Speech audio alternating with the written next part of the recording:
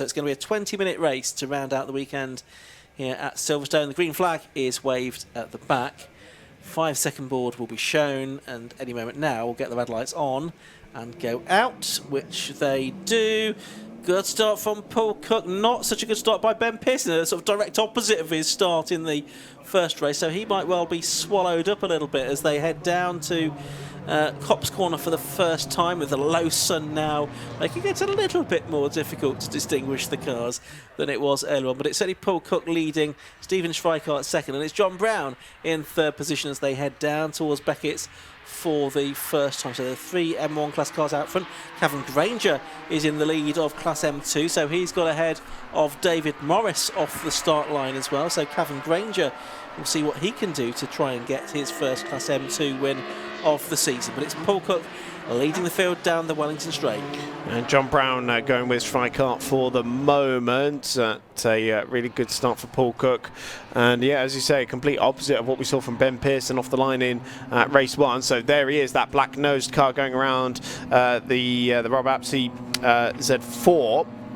Number 20 machine going into Luffield, the 135 car Charlie Dark that came into the pits in race 1, didn't it? So the white car that looks like it's got sort of donut sprinkles on it, that livery, just going around the outside of Luffield. That is the the black-nosed Ben Pearson car. So that's come through in 6th position overall, just trying to round up David Morris, and now Cavan Granger as well. So that's him up to 4th position now, obviously competing against much less powerful cars in that particular squabble. But that's put the Class B cars line astern. So he just sat into the pits at the end of the first lap, so he was one driver who we were expecting to see possibly burning from the stern. The one that did, though, was Charlie Dark, making up 12 places on lap 1 to go 11th. Also moving forward were Will Lake. He's up to 15th, and Stuart Pywell up to 16th position on the opening lap of the race. So it's Paul Cook leading, but this man, Cavan Granger, leading Class M2, but he's got his rival, David Morris, for very close company, and Aidan Vilcou making it the 3 Class M2 cars right together. I'll make it 4 as well, with David Aspden. Yes, you're right. In the Z4. Right behind them as well. So Cavan Granger leads them over the line for the end of lap number 2. David Morris, Vilcou and Apsden right in close formation, those M2 cars. Still Granger leading, going for his first victory in the category. And I thought for a second the battle was about to be broken up by one of the Class A cars. Vilcou trying to find the inside line on David Morris, who started at the head of the M2 field in this race. There's absolutely that blue orange roofed Z4. Trying to make the move. He's pulled out of the slipstream on Vilcou's car. He's got the momentum. He's going to have the inside line when they get to Brooklands as well. Max Bunting at the back of that queue as well is about to try and show his nose on the inside. So he's joined the party as well. So now it's suddenly a 5-car battle. Or is that's actually Charlie Dunk, is it not? Actually, yes, at the back Charlie of that. Dunk, yeah. So sorry. So the M1 class car about to disrupt that battle a little bit on the back of those 4 cars, but should be able to find his way through in relatively quick succession. He's already made his way through on Vilcou. Yeah, so over the line they go once again. Chris Blakey leading Class 6 in 14th position overall. That's a bit further back than he was in race 1, where he finished 9th overall. So interesting to see how things have shaken out. Meanwhile, Ben Pearson goes into the top 3 at the expense of John Brown, although Brown tries to come back at him on the exit of Beckett's in the yellow BMW for the gas engineer from Glasgow. But now Ben Pearson has got the pace down the straight, and he's just able to ease away from John Brown there. So he's gone 3rd.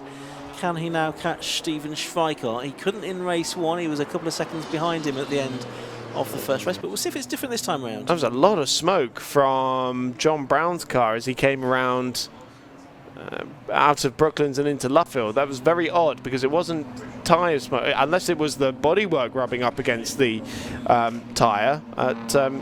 Keep an eye out for that. That was a very strange moment. Those Class B cars making their way around Woodcote and up towards the timing line. Charlie Dark has cleared those cars so they can resume squabbling, and it is the 4 cars separated by about 1.4 seconds as they went over the timing line. Yeah, I'm not sure how much more progress Charlie Dark is going to make. He's lapping just slightly quicker on the last lap than Brown, but is 10 seconds behind him. So unless that smoke is something that Brown needs to worry about, fifth might be the best that Charlie Dark can go for here. As for the M2 Whoa! Oh, massively out of shape. There was David Morris, and he's going to gift 2 places to class rivals David Aspden and Aidan Villeneuve. Very strange moment. It looked like he was going to try and make a move around the outside, and then all of a sudden got out of shape. Like he accidentally pulled the handbrake or something. Yeah. Oh, it just snapped so aggressively. Big dive on the inside from Aidan Villeneuve for second position on the Z4 of Aspden. That was a cracking late braking manoeuvre to take second in the M2 category, right on the back of Cavan Granger, the class leader as well. Absolutely right. So great dice going on in Class M2. Cavan Granger just managing to see off everybody at the moment, but let's see if Villeneuve can throw some moves at him now.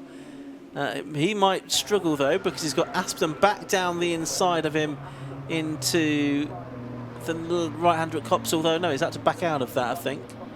So it's still Granger, Villeneuve, Aspden in that order. Oh, Stuart Pywell in the M1 car is closing in on that as well. He's passed Aspden, has he now? And he started at the back of the grid, of course. He was a retirement from the race earlier on this afternoon, quite a long way in. It was only 2 laps from the end that he had to retire. Yeah, so a blast past the second place car as well of Aidan Villeneuve on this straight, and might just get the class leader Cavan Granger going into Brooklands. No, he didn't, but I'm sure he'll blast past him on the next straight, and hopefully it won't be too much time lost for these M2 runners and disrupt their race too terribly much, because this is a great fight. Yeah, absolutely right. Just to let you know that the Cup class lead is being led by Sam Walton in number 6, and that will go potentially with the second place that he had to Gareth Thomas earlier on. He is only a second ahead of Thomas at the moment though, so it's all very tight in that particular division, as it is in Class M2 as well, with Villeneuve having Aspden just behind him, but Granger a bit further up the road, having now been cleared by Pywell. Yeah. Sam Walton is one of those drivers who's finished second in every race so far this year, and so currently aiming for his first win of the season. Chris Blakey also leading in the 6th category as well.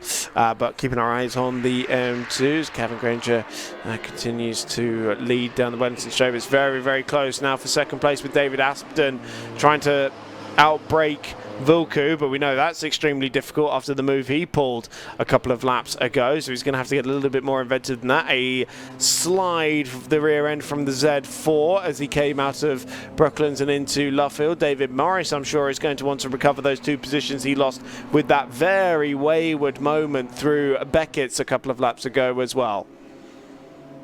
So over the line they go once again. Paul Cook, by the way, leading by 1.8 seconds from Stephen Schweikart, so he's not building the lead that he did in race 1. Yeah, it's much closer than we were expecting it to be. Schweikart just did a personal best. It was still a little bit slower than Paul Cook, though, but the gap just isn't extending as quick as it was in race 1. And that goes back to what we were saying earlier about Schweikart getting more and more comfortable in that M1 car. Will Lake, we just in the ex-Schweikart car, he's in 3rd place in Class 6 behind Paul Laramie. Chris Blakey a couple of cars further up the road as well in that class. Here they are through the right hand. That's I think one of the Cup class cars. I think that could be Walton possibly ahead. No, don't think it is. It's more likely to be. Walton's Graham, got a black car, yeah, hasn't that's he? right. No, it's either Thomas or Graham, possibly Graham, I think. I didn't see another car behind it. There's John Brown. Still circulating, no more apparent issues with that smoke that we thought we spotted earlier on. Maybe it was just the bodywork then. Yeah. He was leaning on it a little bit too much. David Aspden's got a problem. He's tumbling down the timing order. Was 3rd in the M2 category, but now is falling down the field. So hopefully that's nothing too terribly dramatic. Of course, that's promoted David Morris back up to 3rd position in class, and that big M2 battle is reduced to 3 cars as the race leader just rounding up the Number 6 car of Sam Walton. That is the Cup class leader that he's just gone round. And Aston into pit lane. So that is slightly more terminal, I fear. And what a shame for the Z4. Yeah, it's nice to have the Z4 out there, isn't it? It's so popular. Yeah, something a bit different as well to the sort of saloons that we have out there, the M3s and the 3 Series, generally a few 2, 3, 5 guys as well in the hands of Ben Pearson and Charlie Dark. And I know I'm in the minority when I say I'd rather have a Z4 than a Z3. Yeah? Why is that? I just think it looks a little bit nicer, which again, I know I'm in the minority. There's Stephen Schreiker. He's in second place, number 43. There's our racing to Paul Cook. You can see that actually the gap has opened up a little bit probably on this lap. It was 2.2 seconds at the start of the lap. It feels like it might be a bit more than that now. Between them, they've got the number 44 car, which is that of Ben Haynes, the E46 330i for the drive from Evesham in Worcestershire. 9.25 minutes left of the race. Chris Blakey's got a good couple of cars between himself and his nearest Class 6 rival of Paul Laramie. So it's the same top 2 we saw this morning, but it's Will Lake in number 4, the double winner from Brands Hatch, who currently has that last spot on the podium. And this is the M2 class battle, which has closed up terribly, and it's now Aidan Villeneuve trying to get a run on Cavan Granger out of Luffield. That's right, so Cavan Grange, the company director from Woking, at the head of this battle, been racing for 6 seasons now. But Morris is on the inside. Now he's got a good run on Aidan Villeneuve, and he's got the inside line going into Copse Corner. And so David Morris, the pole sitter in that category, now back up into second position. And that's allowed Cavan Granger to get away just a little bit, but he's got 8 minutes to try and do something about that. Yeah, and that time through, Morris did a 1:07.705. He was 3/10 quicker than Villeneuve, getting ahead on the way into Copse Corner. So it's now going to be Morris to try and take the fight to Cavan Granger. Villeneuve, the electrical engineer from the West Midlands, in his 2nd season of racing, will try to fight back. Down the Wellington Straight they go. He's later on the brakes, much later into the side of the David Morris car, which takes advantage of the tarmac runoff to not lose too much time, but that's a long, long way back, wasn't it, from Aidan Villeneuve? Well, we know he's really good on the brakes. The problem was he was never going to make that corner. No. So, yeah, I hope Morris doesn't have too much damage from that. So, of course, great news for Granger, because he knows that most likely Villeneuve could get a penalty for that. Morris is continuing to go down the order, and I fear I've just heard the sound of him coming past us in pit lane as well. With that, yep, he is in pit lane. Oh, what a shame. So Cavan Granger still leading in M2, and a bit more comfortably now after that drama on that previous lap, because Villeneuve already losing time on this lap. It was 0.7 of a second when they went over the timing line, but it's already stretched out quite significantly. Yeah, it's really dissipated that battle for the M2 class honours, hasn't it? Which had several cars in it at one point, and now it looks like Cavan Grange is going to have quite a comfortable advantage, which is a shame, because that was something that we were enjoying.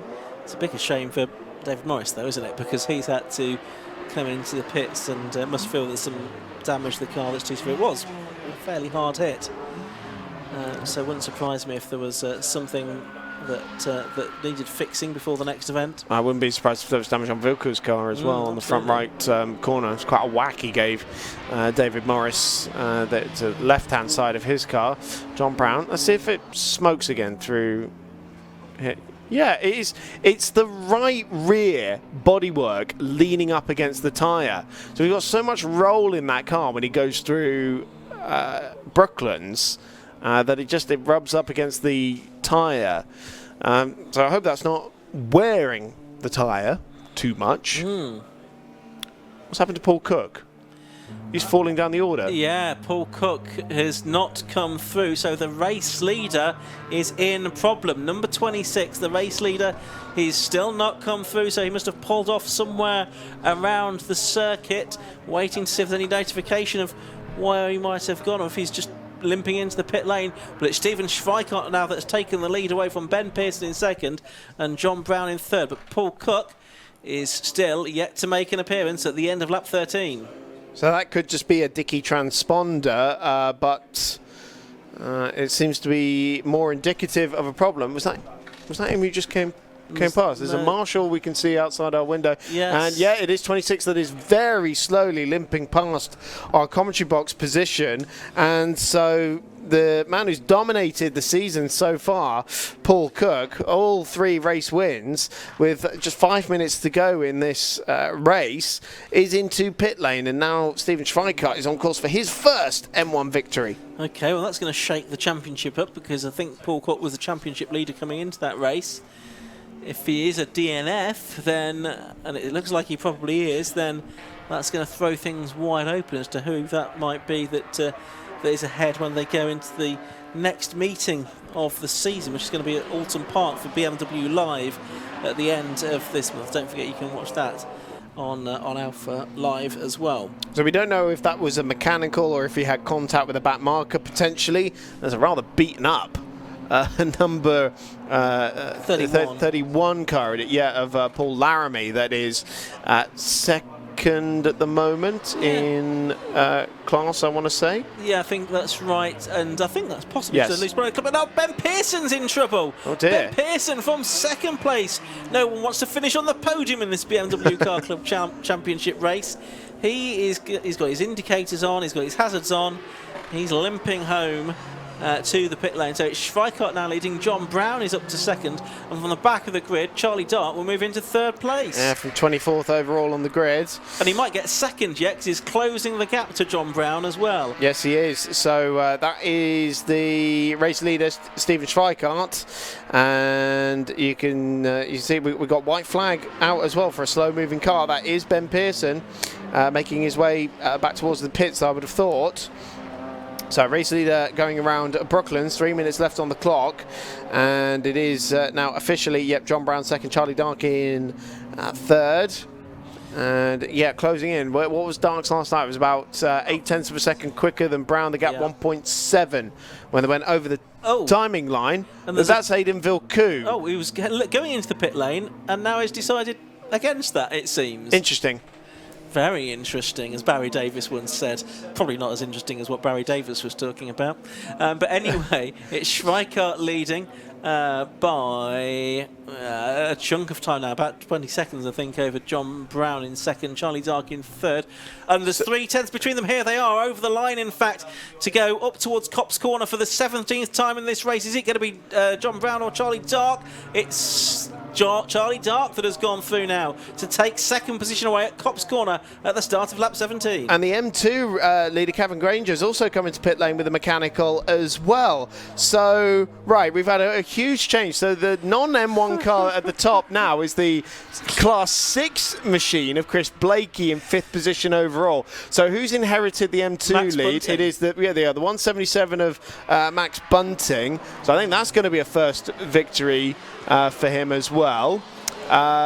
It is Laramie second in Class 6, then Vilku somehow still second in M2, but I think that's just because there's no one else left in that class.